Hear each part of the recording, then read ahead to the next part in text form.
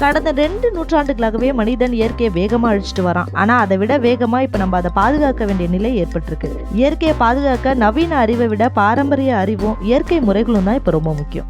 அப்படிப்பட்ட சில பாரம்பரிய முறைகளை பத்தி தான் இன்னைக்கு நிகழ்ச்சியில நாம தெரிஞ்சுக்க போறோம். இது ஈகோ இந்தியா நிகழ்ச்சி தொகுத்து வழங்குவதற்காக நான் பிரியதர்ஷினி.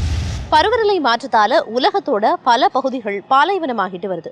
உதாரணத்துக்கு இப்ப மனுஷனோட பேராசையால காடுகள் அழிக்கப்படுது. இன்னும் சொல்ல போனா இயற்கை வெள்ளத்துக்காக மலைகளுமே அழிக்கப்படுது. உதாரணத்துக்கு தார் பாலைவனம் விரிவடையாம பாதுகாக்கிற ஆரவல்லி மலைத்தொடரும் இப்ப அழிக்கப்பட்டு வருது. இத தடுக்க என்ன வழி இருக்கு அப்படிங்கறத இப்ப நம்ம பார்க்கலாம். டெல்லி மற்றும் அதை சுற்றியுள்ள மாநிலங்களில் வீசும் புழுதி புயலின் வீடியோ காட்சிகள் சமூக வலைத்தளங்களில் உலா வருகின்றன. ஆனால் இது விசித்திரமான வானிலை நிகழ்வு அல்ல. இதுபோன்ற புயல்கள் ஒவ்வொரு ஆண்டும் வரத் தொடங்கியுள்ளன. இந்த தூசி தார் பாலைவனத்திலிருந்து வருகிறது. சகாரா மற்றும் கோபி பாலைவனங்களைப் போல தார் பாலைவனமும் விரிவடைந்து முக்கிய வாழ்விடங்களை அழித்து வருகிறது. தங்கள் நாடுகளில் பாலைவனங்கள் விரிவடைவதை தடுக்க ஆப்பிரிக்காவும் சீனாவும் லட்சிய திட்டங்களை தீட்டியுள்ளன. பாலைவனமாவதை தடுக்க மரங்களை கொண்டு பசுமை சுவர்களை எழுப்பி வருகின்றன. இந்தியா அதிர்ஷ்டசாலி. காரணம், வடக்கில் இயற்கையாகவே ஆரவல்லி மலைத்தொடர் என்ற பசுமை சுவர் உள்ளது. தார் பாலைவனம் விரிவடையாமல் பல நூற்றாண்டுகளாக இது பாதுகாத்து வருகிறது. பாலைவனத்தில் இருந்து வீசும் பெரிய புழுதி புயல் மற்றும் அனல் காற்று டெல்லியில் உள்ள லட்சக்கணக்கான மக்களின் உயிருக்கு ஆபத்தை ஏற்படுத்துகிறது. பாலைவனமாக்கலை தடுக்க ஆரவல்லியில் பசுமை சுவர் உருவாக்கப்படும் என 2019 இந்தியா அறிவித்தது. ஆனால் உலகின் மற்ற பகுதிகளில் பசுமை சுவர்கள் பலதரப்பட்ட மாற்றங்களை ஏற்படுத்தியுள்ளன. தவிர ஆரவல்லி மலைத்தொடர் சில பயங்கர அச்சுறுத்தல்களை எதிர்கொண்டு வருகிறது. அப்படி என்றால் பாலைவன பரவலை இந்தியாவில் தடுக்க முடியுமா? சக்தி வாய்ந்த தூசி புயல்களால் மூச்சுக்குழாய் அழற்சி, சுவாச கோளாறுகள் மற்றும் நுரையீரல் நோய்கள் அதிகரித்து வருகின்றன. மண்வளம் பாதிப்படைகிறது, பயிர்களும் சேதமடைகின்றன. ஆனால் இதற்கு பருவநிலை மாற்றம் மட்டும் காரணமல்ல. சட்டவிரோத சுரங்கம், காடுகளை அழித்தல் மற்றும் நகர்ப்புற விரிவாக்கம் போன்ற மனிதனின் நடவடிக்கைகள் மலைகளை அழித்து வருகின்றன. இதனால் பாலைவனம் வேகமாக விரிவடைந்து வருகிறது. பெரிய அளவுல கனிமங்கள் வெட்டி எடுக்கப்படுறதால இந்த மலைகள் முழுசும் அடுத்தடுத்து தரைமட்டமாக்கப்படுது. இங்க லட்சக்கணக்கான மக்கள் வாழ்ந்து வராங்க. ஆரவல்லி மலைத்தொடர் மட்டும் இல்லனா இந்தியாவோட வடமேற்கு பகுதி முழுசையுமே பாலைவனம் ஆக்கிரமிக்கும். ஆனால் வட இந்தியாவில் நாள்தோறும் அதிகரித்து வரும் கட்டுமானங்களுக்கு நிறைய கட்டுமான பொருட்கள் தேவைப்படுகின்றன. கடந்த 2002, 2009 மற்றும் 2018 ஆண்டுகளில் ஆரவல்லியிலிருந்து கனிமங்கள் எடுக்கப்படுவதற்கு உச்ச நீதிமன்றம் தடை விதித்தது. இருந்தபோதும் இந்த பழமையான மலைத்தொடர் ஆபத்தான விகிதத்தில் அழிக்கப்பட்டு வருவது தொடர்கிறது. 2018 ஆண்டு அரசு நடத்திய ஆய்வின்படி ராஜஸ்தானில் உள்ள ஆரவல்லி மலைகளில் குறைந்தது 20 விழுக்காடு சுரங்க தொழிலால் ஏற்கனவே அழிக்கப்பட்டுவிட்டது. இதனால் முக்கியமான நிலத்தடி நீர் அமைப்புகள் சீர்குலைந்துள்ளன. பல ஆறுகள் முற்றிலும் காணாமல் போய்விட்டன. கடந்த 50 ஆண்டுகளில் 1000 சதுர கிலோமீட்டருக்கும் அதிகமான பகுதியில் இருந்த மரங்கள் வெட்டப்பட்டு விவசாய நிலங்களாகவும் குடியிருப்பு பகுதிகளாகவும் மாறியுள்ளன என்று விஞ்ஞானிகள் கணக்கிட்டுள்ளனர். தவிர சட்டவிரோதமாக 6000 சதுர கிலோமீட்டர் பரப்பளவில் மரங்கள் அழிக்கப்பட்டுள்ளன. இது 380,000 கிரிக்கெட் ஆடுகளங்களுக்கு சமம். 2019 தூசி புயல்களால் பெரும் பாதிப்புகள் ஏற்பட்ட நிலையில் அரசு ஒரு தீர்வை முன்மொழிந்தது. ஆரவல்லியில் பாழடைந்த 15 லட்சம் ஹெக்டேர் நிலத்தை மீட்டெடுக்கவும், தார் பாலைவனம் விரிவடைவதை தடுக்கவும் 1400 கிலோமீட்டர் நீளம் மற்றும் 5 கிலோமீட்டர் அகலத்தில் பெரிய பசுமை சுவரை உருவாக்க சுற்றுச்சூழல் அமைச்சகம் முடிவு செய்தது. குஜராத், ராஜஸ்தான், ஹரியானா மற்றும் டெல்லி மாநிலங்களில் பசுமை சுவர் அமைக்க திட்டமிடப்பட்டது. பசுமை சுவர் திட்டம் ஆப்பிரிக்க ஒன்றியத்தால் பிரபலமாக்கப்பட்டது. 2007 ஆண்டு சஹேல் பாலைவன பகுதியை மீண்டும் பசுமையாக்கவும் அங்கு வாழும் மக்களின் வாழ்வாதாரத்தை மேம்படுத்தவும் பசுமை சுவர் திட்டம் வகுக்கப்பட்டது. மேற்கே செனகலில் இருந்து கிழக்கே ஜிபூட்டி வரை 13 நாடுகள் வழியாக பசுமை சுவர் அமைக்க முதலில் திட்டமிடப்பட்டது. ஆனா ஆப்பிரிக்க கண்டம் முழுசும் இந்த திட்டம் ஒரே மாதிரி செயல்படுத்தப்படல. சில நாடுகள் மற்ற நாடுகளை விட அதிகமா செஞ்சிருக்காங்க. இது வெறும் மரங்களை நடுற திட்டம் மட்டும் இல்ல, இது உண்மையிலேயே நிலைத்தன்மைக்கான திட்டம். இத சரியான வகையில செயல்படுத்தப்படுறத உறுதி செய்யணும். எந்த மாதிரி மரங்களை நடணுங்கிறத சரியா யோசிச்சு ஆக்கப்பூர்வமா செய்யணும். அது மட்டும் இல்ல, அங்க நீர்ப்பாசனம் இருக்கிறத உறுதி செய்யணும். செடிகளுக்கான நீர்ப்பாசனம் கடினமான சவாலாக இருந்தது. ஆனால் இதில் முக்கியமான பாடங்களும் கற்றுக்கொள்ளப்பட்டன. நிஜர் மற்றும் மலாவி போன்ற நாடுகளில் விவசாயிகள் தங்கள் பயிர்களுடன் மரங்களை நட்டு பாதுகாத்ததன் மூலம் மிகவும் வெற்றிகரமாக பசுமை சுவரை உருவாக்கியதை பார்க்க முடிந்தது. எந்த ஒரு நாட்டிலையும் இது போல ஒரு திட்டத்தை தொடங்குறதுக்கு முன்ன நான் ஒரு விஷயத்தை அறிவுறுத்துவேன். திட்டத்தோட தொடக்கத்திலிருந்தே அந்த பகுதி மக்களோட பங்களிப்பு இருக்கணும். அந்த திட்டத்தால அவங்களுக்கு என்ன பயன் கிடைக்குங்கிறத அந்த சமூகத்தினருக்கு புரிய வைக்கணும். ஏன்னா அவங்களுக்கு பயன் இருந்தாதான் அவங்க திட்டத்தோட வெற்றிக்காக உண்மையா உழைக்க ஊக்கமா இருக்கும். ஆப்பிரிக்காவில் 2030ஆம் ஆண்டுக்குள் 10 கோடி ஹெக்டேர் தரிசு நிலத்தை மீட்டெடுப்பதை நோக்கமாக கொண்டு பசுமை சுவர் அமைக்கப்பட்டு வருகிறது. ஆனால் மறுசீரமைப்பு இலக்கில் பாதிக்கும் குறைவாகவே இதுவரை எட்டப்பட்டுள்ளது. இந்த திட்டத்தை முடிக்க இன்னும் சுமார் 2.74 லட்சம் கோடி ரூபாய் முதலீடு தேவை என்று ஐநா மதிப்பிட்டுள்ளது. ஆனால் அது சரியான முதலீடா என்பது கேள்விக்குறி. Great green walls around the world, and particularly the ones in Sahelian West Africa. உலகம் முழுக்க இருக்க பெரிய பசுமை சுவர்கள் சமீபத்துல மதிப்பாய்வு செய்யப்பட்டுச்சு. அதுவும் குறிப்பா மேற்கு ஆப்பிரிக்காவில் இருக்க சஹேலி, அல்ஜீரியா, சீனாவில் இருக்கிற பசுமை சுவர்கள் சரியான சாதனை பதிவுகளை கொண்டதா இல்ல. ஆனா பாலைவன மக்கள், வறட்சி, காய்ந்து போகிறது போன்ற விஷயங்கள் நடந்தா அவற்றுக்கு முக்கிய காரணம் பருவநிலை மாற்றம் தான். இந்த சூழல்ல பாலைவனம் விரிவடைறத மரங்கள் தடுக்க போகுதுன்னு சொன்னா அது நிஜமானதா தெரியல. 3 நார்த் ஷெல்டர் பெல்ட் என்ற பசுமை சுவர் திட்டத்தை சீனா 44 ஆண்டுகளுக்கு முன் தொடங்கியது. அதன் பிறகு சீன அரசு மரம் நடுவதற்கு கோடிக்கணக்கில் செலவு செய்துள்ளது. 2050க்குள் பிரான்ஸ் மற்றும் இத்தாலி ஆகிய நாடுகளின் பரப்பளவு கொண்ட பகுதியை வனமாக மாற்றுவதே திட்டம். அதற்கு இன்னும் நிறைய செய்ய வேண்டியுள்ளது. மற்ற நாடுகளோட திட்டத்துக்கும் சீனாவோட திட்டத்துக்கும் நிறைய வேறுபாடுகள் இருக்கு. இதுல முக்கியமான வித்தியாசம் என்னன்னா, சீனா ஆளப்படும் விதம், சீன அரசாங்கம் ஒரு திட்டத்தை செயல்படுத்துற விதத்தை நாம கருத்தில் எடுத்துக்கணும். அப்படியானால் இந்திய அரசால் பசுமை சுவர் திட்டத்தை வெற்றிகரமாக செய்து முடிக்க முடியுமா? இந்தியாவில் மார்ச் 2023இல் திட்டம் தொடங்கப்பட்டாலும் இதுவரை ஒரு மரம் கூட நடவு செய்யப்படவில்லை. மாநில வாரியாக திட்டத்தை தயாரித்து பாதிக்கப்படக்கூடிய பகுதிகளை அடையாளம் கண்டு வருவதாக மத்திய சுற்றுச்சூழல் அமைச்சகம் கூறுகிறது. ஆனால் இது குறித்த கேள்விகளுக்கு அமைச்சகத்தை சேர்ந்த யாரும் பதிலளிக்க ஒப்புக்கொள்ளவில்லை. உள்ளூர் சமூகங்கள் தங்கள் சொந்த மறுநடவு உத்திகளை பரிசோதித்தன. உள்ளூர் இனங்களை மட்டுமே நடவு செய்ய முடிவு செஞ்சோம். அதுக்கு ஒரு நிபுணர்கள் குழு உதவி இருந்துச்சு.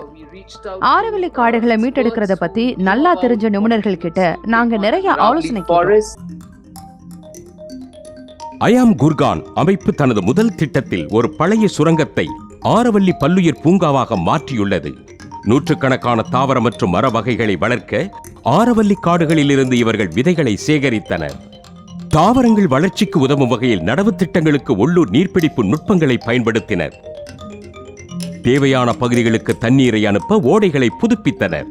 நிலத்தடி நீர்மட்டத்தை உயர்த்துவதற்காக அப்பகுதியில் இருந்த பல சிறிய குளங்களை தூர்வாரினர்.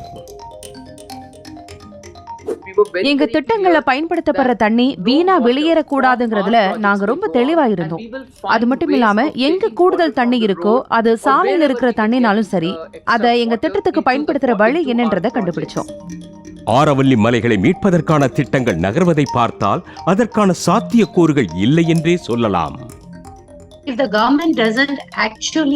ரியல் எஸ்டேட் வளர்ச்சிக்காகவும் வணிக நடவடிக்கைகளுக்காகவும் இயற்கை சுவரான ஆரவல்லி மலைகளை அழிக்கிற நடவடிக்கைகளை அரசு தடுத்து நிறுத்தலைன்னா இந்த மாதிரியான திட்டங்கள் உண்மையிலேயே வெறும் பெயரளவுல தான் இருக்கும். புதிய வனங்களை உருவாக்குவதில் உள்ளூர் சமூகங்கள் முனைப்புடன் செயல்படும் நிலையில் தற்போது பசுமை சுவர் வாக்குறுதியை நிறைவேற்றுவதற்கான பொறுப்பு இந்திய அரசின் மீது உள்ளது. ஆரவல்லிக்கு சட்ட பாதுகாப்பு அளிப்பது நல்ல தொடக்கமாக இருக்கும். வறட்சி, வெள்ளம் மாதிரியான வானிலை நிகழ்வுகள் அதிகரிச்சுக்கிட்டே வர்றதுனால உணவு பாதுகாப்பு அப்படிங்கிறது கேள்விக்குறியாகி இருக்கு அப்படின்னே சொல்லலாம். உலகம் முழுக்க பெரும் பகுதியில் யூஸ் பண்ணப்படுற கோதுமைக்கான பற்றாக்குறை அப்படிங்கிறது நிலவி வருது. இதுக்கு ஒரு புறம் உக்ரைன் போர் காரணமாக சொல்லப்பட்டாலும் கூட மறுபுறம் பருவநிலை மாற்றத்தால் ஏற்பட்ட பாதிப்புகள் தான் ஒரு முக்கிய காரணியாக சொல்லப்படுது. இப்படியே இந்த நிலை தொடர்ந்துச்சு அப்படின்னா உணவு உற்பத்தி அப்படிங்கிறது 84 விழுக்காடு அளவுக்கு பாதிக்கப்படுறதுக்கு வாய்ப்பு இருக்கிறதா விஞ்ஞானிகள் சொல்றாங்க. அப்படின்னா இந்த இயற்கை பேரிடர்களை எதிர்த்து வளரக்கூடிய பயிர்களை நாம விளைவிக்க முடியுமா? அதுக்கான சாத்தியக்கூறுகள் இருக்குதா அப்படிங்கிறத இப்ப நம்ம தெரிஞ்சுக்கலாம். இந்த மென்மையான சிறிய தாவரம் உணவு பற்றாக்குறையை எதிர்த்து போராட உதவுமா? கிளைமேட் சேம்பர் என்று அழைக்கப்படும் இந்த அறையில் வளர்ந்துள்ள கோதுமை 7 சென்டிமீட்டர் உயரத்தில் உள்ளது.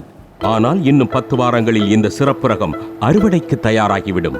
வருடத்திற்கு 6 முறை அறுவடை செய்யலாம். நல்லா வளருது. இதோ பாருங்க, ஏற்கனவே பூ பூத்து இருக்கு.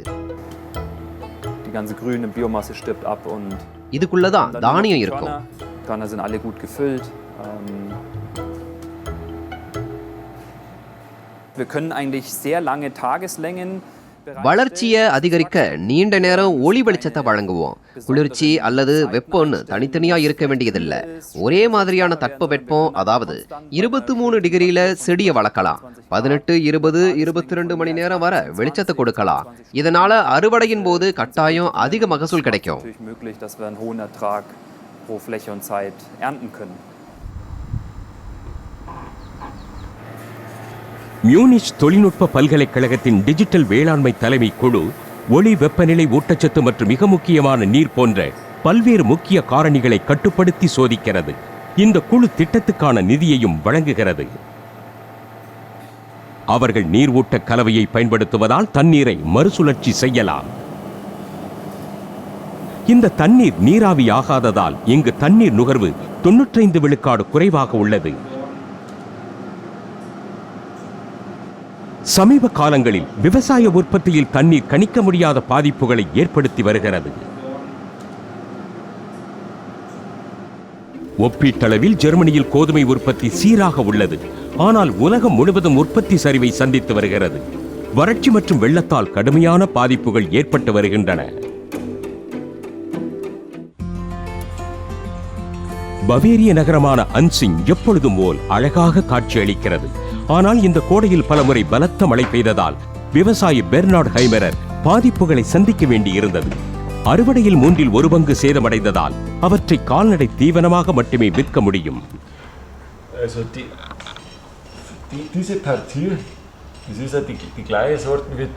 இதுவும் அதே வகை கோதுமை தான், ஆனா ரொட்டி தயாரிக்க பயன்படுத்த முடியாது.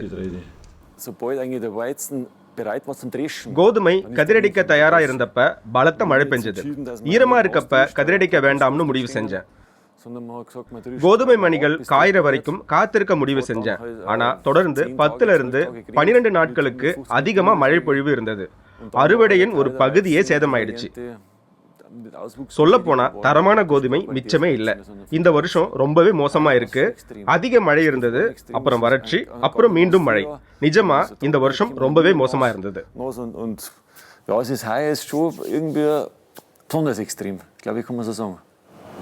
வறட்சி அல்லது வெள்ளத்தால் பாதிக்கப்பட்ட பகுதிகளில் மட்டுமல்ல, விவசாய உற்பத்தியால் சுற்றுச்சூழல் மீது ஏற்படும் எதிர்மறையான தாக்கத்தை குறைக்க ஜெர்மனியிலும் வீட்டிற்குள் கோதுமை வளர்ப்பது சாத்தியமானதாக இருக்கும். இதுல பல நன்மைகள் இருக்கு. ரொம்ப குறைஞ்ச தண்ணி தான் தேவைப்படும். இதனால சுற்றுச்சூழலுக்கும் பல்லுயிரியலுக்கும் எந்த எதிர்மறையான தாக்கமும் இருக்காது. பயிர் பாதுகாப்பு தேவைப்படாது. துல்லியமான வகையில ஊட்டச்சத்துக்களை கட்டுப்படுத்த முடியும்.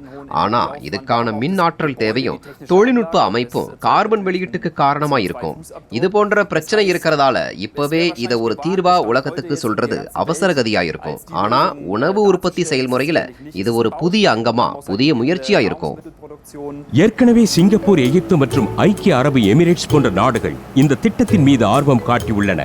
இடப்பற்றாக்குறை முதல் தண்ணீர் பற்றாக்குறை வரையிலான காரணங்களுக்காக வீட்டிற்குள் வளர்க்கப்படும் கோதுமை ஒரு நம்பிக்கைக்குரிய தேர்வாக மாறலாம். உலக அளவுல உற்பத்தி செய்யப்படுற உணவுப் பொருட்கள்ல 17 விழுக்காடு வீணாகிறதா ஐநா சொல்றாங்க. எதனால அப்படின்னு பார்த்தோம்னா, போதுமான குளிர்பதன கிடங்குகள் இல்லாதது இப்படி உணவுப் பொருட்கள் வீணாகிறதுக்கு காரணமா சொல்லப்படுது. காய்கறிகள், பழங்கள் இதனால ரொம்ப சீக்கிரமாவே அழுகி போகுது. இப்படி அழுகாம தடுக்கிறதுக்கு ஒரு எளிமையான வழி இருக்கிறதா விஞ்ஞானிகள் சொல்றாங்க. அது என்ன வழி அப்படிங்கறத இப்ப நம்ம தெரிஞ்சுக்கலாம். பழங்கள் ஓரிரு நாட்களில் அழுகிவிடும் என்பது நம் அனைவருக்கும் தெரியும். ஆனால் இந்த வெள்ளை பொட்டலம் அதை மாற்றி பல உணவு கழிவு பிரச்சனைகளை தீர்க்கும். பிரச்சனைகள் தீவிரமானதாக உள்ளன. 2021 ஐநா அறிக்கையில் இந்தியாவில் ஒரு நபரால் ஆண்டுதோறும் சுமார் 50 கிலோ உணவு கழிவுகள் ஏற்படுவதாக கூறப்பட்டுள்ளது. அதாவது மொத்தம் 7 கோடி டன்கள். உட்கொள்ளப்படாத உணவு கழிவு மேலாண்மையில் சிக்கல்களை அதிகரிக்கிறது. உலகளவில் 10 விழுக்காடு கார்பன் உமிழ்வுக்கு வழிவகுக்கிறது. இந்திய வேளாண் பயோடெக் நிறுவனமான கிரீன் பாட் லேப்ஸ் பழங்கள் மற்றும் காய்கறிகளின் ஆயுளை நீட்டிக்க முடியும் என்று கூறுகிறது. அதுவும் பழப்பெட்டியில் சிறிய பாக்கெட்டுகளை வைப்பதன் மூலம் இது இயற்கையால் ஈர்க்கப்பட்ட தீர்வு. ஸோ இப்போ ஒரு ஃப்ரூட் அண்ட் வெஜிடபிள் வந்து ஆம்பியன்ட் டெம்பரேச்சர்ஸ், இப்போ ரூம் டெம்பரேச்சர்ஸ் அந்த டெம்பரேச்சரில் இருக்கும்போது ஒரு 3 times மோர் ஸ்பாயிலேஜ் இருக்கும் compared to a cold storage cold supply chain. So அதனால தான் எல்லாருமே கோல்ட் ஸ்டோரேஜ் கோல்ட் சப்ளைஷன் போகணும். பட் கோல்ட் ஸ்டோரேஜோ கோல்ட் சப்ளைஷனோ எக்ஸ்பென்சிவான ஒரு இன்ஃப்ராஸ்ட்ரக்சர். ஸோ அதை போடணுன்னா அது கேபிட்டல் இருக்குது, அதுக்கப்புறம் ஆப்எக்ஸ் இருக்குது, ஆப்ரேஷனல் காஸ்ட் இருக்குது. ஸோ அதனால அது ப்ரிஃபரன்ஸ் வந்து ரொம்ப கம்மியாக இருக்குது.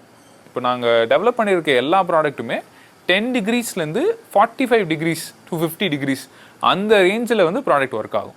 ஸோ இதனால தான் நாங்கள் கோல்ட் ஸ்டோரேஜ் கோல்ட் சப்ளைஷன் ரீப்ளேஸ் பண்ண முடியும்னு சொல்கிறோம். இயற்கையான தாவர சாறுகளை கொண்ட இந்த சிறிய பாக்கெட்டுகள் பழங்கள் பழுக்கும் செயல்முறையை மெதுவாக்குகின்றன. ஜென்ரலாக ஒரு பிளான்ட்டுன்னு எடுத்துக்கிட்டாலே அதுக்கோடைய டிஃபென்ஸ் மெக்கானிசம்ஸ் நிறைய இருக்கும். மரத்தில் இருக்கும்போதே ஒரு பூச்சி கடிச்சதுன்னா அது ஆட்டோமேட்டிக்காக ஒரு நேச்சுரல் டிஃபென்ஸ் மெக்கானிசம்ஸ் நிறைய இருக்குது. ஸோ அந்த மாதிரி தான் இங்கேயும் ஒர்க் ஆகும். இந்த வாலடைல்ஸ் போய் திருப்பி அந்த டிஃபென்ஸ் மெக்கானிசமை இன்டியூஸ் பண்ணி அந்த 2 நாள் ஷெல்ஃப் லைஃப் எக்ஸ்டென்ஷன் பண்ணுறதுக்கான வேலையை பார்க்கும். So purely natural.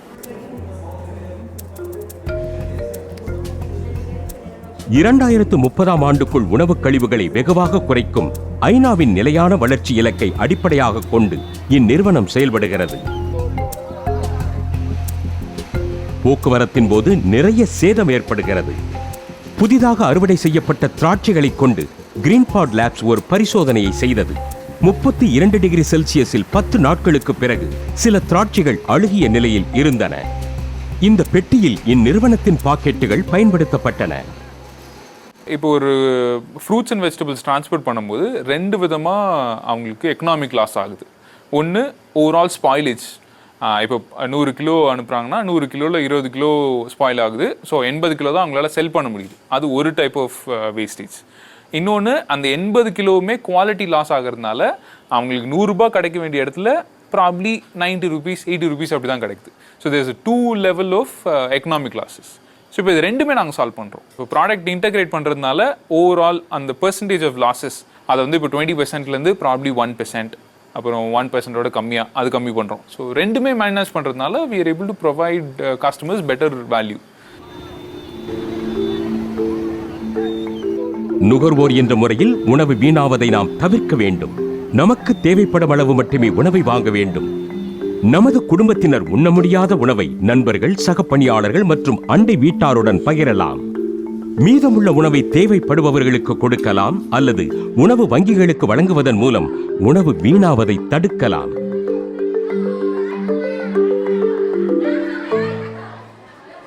பருவநிலை மாற்றத்தால இந்த உலகம் பல பாதிப்புகளை சந்திச்சுட்டு வருது. இந்த பாதிப்புகளை சமாளிக்க ஒருபுறம் நவீன ஆராய்ச்சிகள் உதவியா இருந்தாலும் கூட மறுபுறம் பாரம்பரிய முறைகள் அப்படிங்கிறது எந்த அளவுக்கு முக்கியமானது அப்படிங்கிறத இன்னைக்கு நாம தெரிஞ்சுக்கிட்டோம். இது மாதிரி மேலும் பயனுள்ள தகவல்களை மீண்டும் அடுத்த வாரம் பார்க்கலாம்.